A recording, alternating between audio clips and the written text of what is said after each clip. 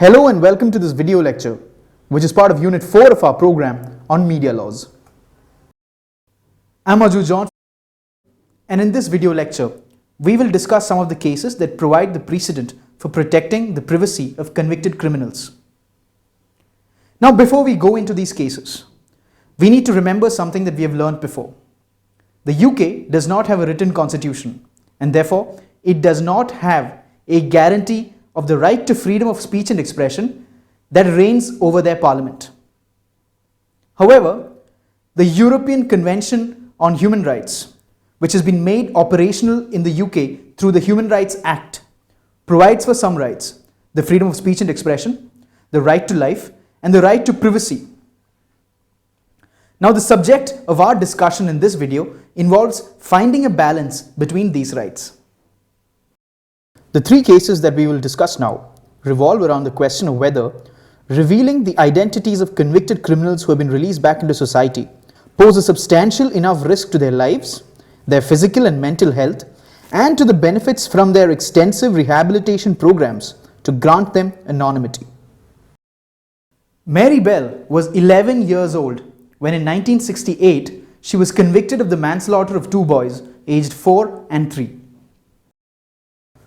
In 2003, 23 years after her release from prison, she won an injunction from a high court guaranteeing her and her daughter lifelong anonymity. The question in this case had been whether the privacy rights of Mary Bell and her daughter outweighed the competing claims of open justice and press freedom.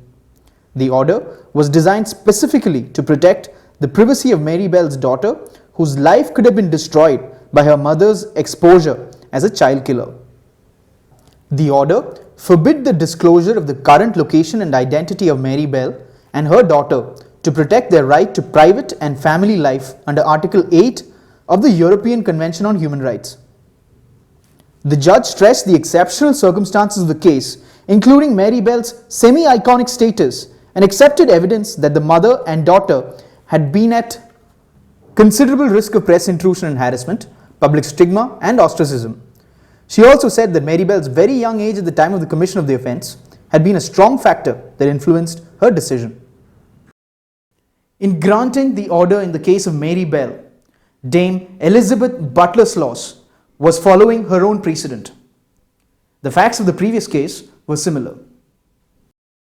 Robert Thompson and John Venables were the youngest convicted murderers in British history. In 1993, aged 10, both of them were found guilty of the murder of a 2-year-old boy. They were released back into the community at the age of 18 with new identities, and in 2001, Dame Butler-Sloss granted injunctions preventing their identification. It was a contra mundum injunction, or an injunction against the whole world. The two convicted boys had already been given partial anonymity under the Children and Young Persons Act 1933.